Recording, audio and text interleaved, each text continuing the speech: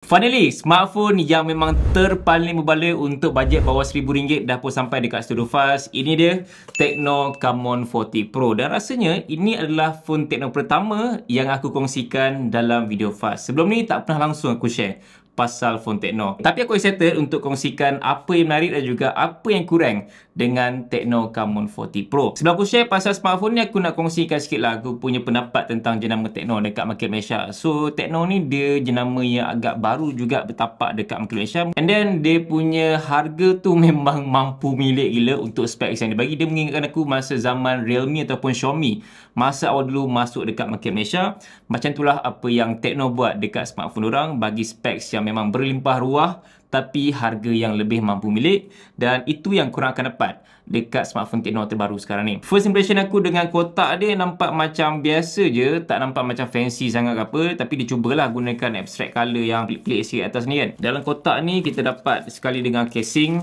Wah, lain macam babe casing dia. Aku tak sangka phone dengan harga bawah RM1,000 boleh bagi casing sebagus macam ni. Kau tengok dia punya material dia very solid, keras. Ada texture di belakang. And then dia tulis kat sini Tecno Camon. Dapat plug charger sekali dengan kuasa 45W, jenis 3 pin, boleh tutup buka macam ni. And then ada USB-A dekat bahagian atas dengan kabel jenis USB-C to USB-A warna putih. Simple je kabel dia. And then dia punya material macam tak berapa nak sedap sangat, tak berapa solid sangat. So inilah dia rekaan yang ada pada Tecno Camon 40 Pro. Sekilas kalau tengok rekaan pada smartphone ni tak nampak tau yang dia boleh jual dengan harga bawah RM1,000, sebab rekaan dia memang nampak mahal, premium, dan kalau aku tak tahu berapa harga dia, mungkin aku akan teka harga dia dalam RM1,500 ke RM2,000. Dia level-level macam mid-range yang kelas atasan, contohnya macam Honor 200 Pro ke ataupun Realme 13 series dan sebagainya. But Tecno jual harga dia adalah 800, 900. Tapi Tecno Malaysia boleh jual dengan harga RM899, which is aku rasa mind blown untuk specs yang Tecno bagi pada smartphone ni. And then kalau tengok dari segi dia punya rupa luaran tu, ala-ala macam phone Samsung punya vibe sikit. Dia punya bonggol kamera tu memang sebiji. Yang aku paling suka sekali adalah dia punya finishing tu. Memang lain macam babe. Kau tengok ada dua tone berbeza, and then dua jenis texture yang agak berbeza sikit. So kalau bahagian surface yang paling besar ni, dia menggunakan texture matte finish. Tapi boleh nampak ada kilauan yang menaikkan lagi seri warna dekat back panel dia. So kalau kita belik-belik macam ni, tengok kilauan warna silver dan juga warna dark grey dia kan. Dia tak nampak macam over design sangat. Just nice je aku rasa. Kedudukan flashlight dia pun memang terletak kat sini. Dan kita boleh rasa tau curve pada bahagian dekat dengan kamera dia ni. Dia macam ada satu bump yang kecil je. Dia tak tebal sangat pun. Nice. Dia punya finishing tu memang lain macam babe. And then dia punya overall feel pada smartphone ni jenis curve. Dia bukannya solid boxy ke tidak. So dia punya rekaan tu ala-ala macam rekaan phone flagship 2 ke 3 tahun lepas punya form factor. So kalau tengok pada bahagian kanan ni ada power button dan juga volume rocker yang terletak dekat semua bahagian kanan. And then kalau perasan dia punya button tu memang nampak nipis tau. Mungkin disebabkan oleh frame tepi dia ni. So dia tak boleh nak buat button yang tebal sangat. Korang perasan tak ada satu button warna oranye dekat tepi ni. So ini adalah one tap button yang kita boleh customize untuk banyak jenis action. Contohnya macam nak ambil gambar ke, nak mute apa semua, korang boleh customize saja dalam setting dia. And then satu lagi yang menarik adalah kalau kita hold lama-lama kat sini, dia akan masuk assistant iaitu AI Ella yang integrated sekali dengan DeepSeek. Yes, AI yang popular dan juga viral sebelum ni ada sekali dekat dalam smartphone ni. And then untuk bahagian bawah ni ada USB-C port yang support sampai 45W, ada mikrofon dan juga ada SIM slot yang korang boleh masukkan dual nano SIM. Dan fun fact, smartphone ni pun menggunakan dual storage speaker. Imagine untuk phone harga bawah RM100, korang dapat benda-benda yang bagus-bagus yang biasanya kita dapat pada phone harga RM1,000 dan juga ke atas, tapi Tecno ni ada benda tu. And then untuk display dia, macam korang nampak, dia menggunakan konsep curve dekat bahagian kiri dan juga kanan. Honestly, aku kurang gemar sikit dengan konsep curve yang agak teruk sikit, sebab aku rasa kebanyakan smartphone sekarang ni dah gunakan konsep curve yang dikurangkan kesan curve dia. Kalau tengok dia punya curve display ni memang nampak fancy dan juga nampaklah phone ni macam level flagship ataupun upper mid range. Tapi kalau dari segi penggunaan mungkin dia less practical, sebab kebanyakan smartphone sekarang ni pun dah ke arah macam flat display dan juga quad curve yang tak berapa nak curve sangat. Dia quad curve kan, so dia macam atas bawah kiri kanan curve. But this one dia curve kiri kanan dan dia macam 2020 punya design smartphone lah kan. But okay, korang still dapat panel jenis AMOLED pada Tecno Camon 40 Pro. Yes, for the price below the 900 korang dapat AMOLED tu kira memang affordable gila smartphone ni. Memang bagus lah. Dari segi sizing ni menggunakan 6.78 inci, ada refresh rate yang tinggi iaitu 120Hz dan jenis ketahanan Corning Gorilla Glass ada juga pada smartphone ni. Bezel display dia boleh katakan acceptable, tak ada nipis sangat, tak adalah tebal sangat, dan smartphone ni pun ada dua jenis IP rating iaitu IP68 dan juga IP69. So kalau ada dua IP rating ni biasanya dia tahan daripada pressure air yang kuat lah, contohnya macam water jet ke, masuk dalam air untuk swimming pool semua ambil gambar tak ada masalah. So macam protection dia tu di level yang bagus. Next untuk performance, smartphone ni gunakan chip MediaTek Helio G100 Ultimate. Nama dia pun dah Ultimate. So untuk nak main game ataupun nak buat kerja-kerja pada phone budget macam ni, aku rasa memang tak ada masalah. Dengan setup 8GB RAM yang korang boleh extend sampailah 16GB dan juga storage sebesar 256GB. Cumanya smartphone ni dia bukannya 5G. Ini adalah version 4G. So untuk yang 5G version aku tengok macam ada jual dekat Shopee tapi kena pre-order. Harga dia dalam 1100 ke 1200 ringgit. So untuk harga macam tu pada 5G depends pada korang. Kalau korang rasa macam 4G pun dah cukup, dan Tecno Camon 40 Pro yang 4G ni dah okey dah sebenarnya. Tapi kalau korang rasa macam nak yang 5G version, chip dia pun lain sikit, dia gunakan MediaTek Dimensity, maybe korang boleh spend lebih sikit untuk yang 5G version. Tapi macam Tecno official tak ada jual. Aku tengok seller tu dia bukannya seller official Tecno, dia macam seller lain tapi dia cakap ini adalah official Malaysia set. So aku tak sure yang official Tecno Malaysia ni bawa masuk ke tak yang 5G version.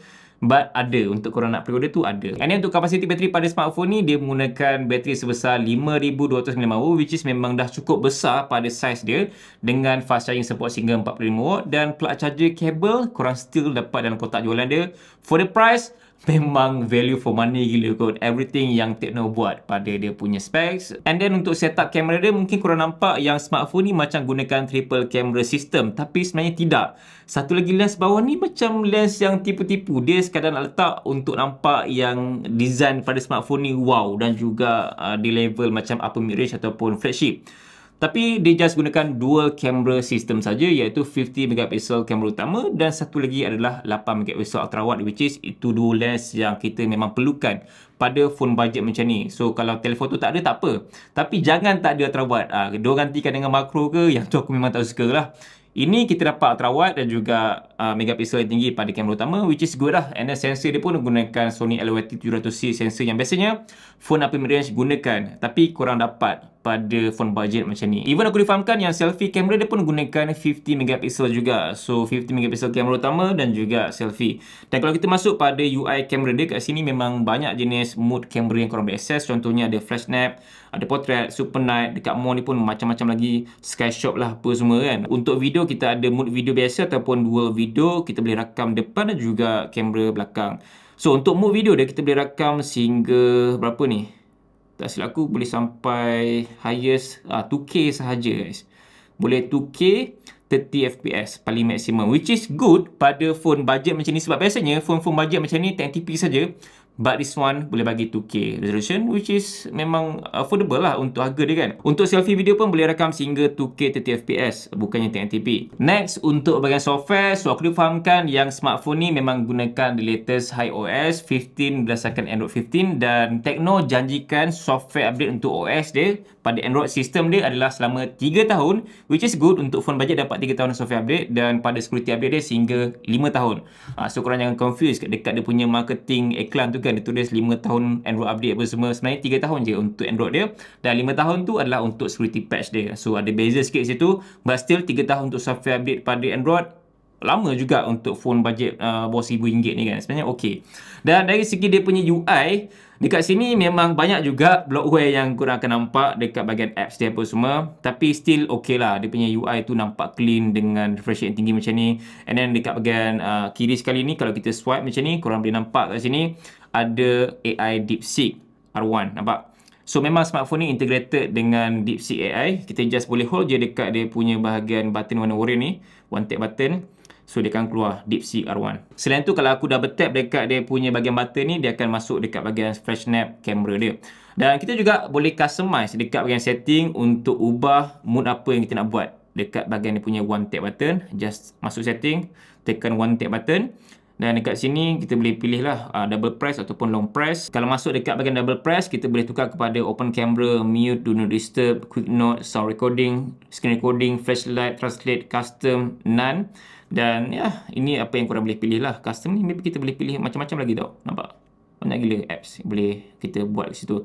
Sama juga dengan long press, kita boleh adjust everything dalam ni. Sejujurnya aku tak expect untuk smartphone yang berharga bawah RM1,000 boleh buat sebagus ni pada dia punya specs dan juga features. Korang imagine, dapat chip yang bagus, dapat display AMOLED, refresh rate yang tinggi, storage speaker, ada Dolby Atmos, fast charging, bateri besar, setup kamera yang kira okey, ada dual kamera walaupun nampak macam triple kamera, ya. Design nampak fancy, bukannya design biasa-biasa cikai-cikai, tidak. Nampak macam flagship level punya design. And then dari segi berat dia pun okey, tak ada berat sangat. And then dari segi dia punya UI pun okey, cantik, typical macam China punya UI.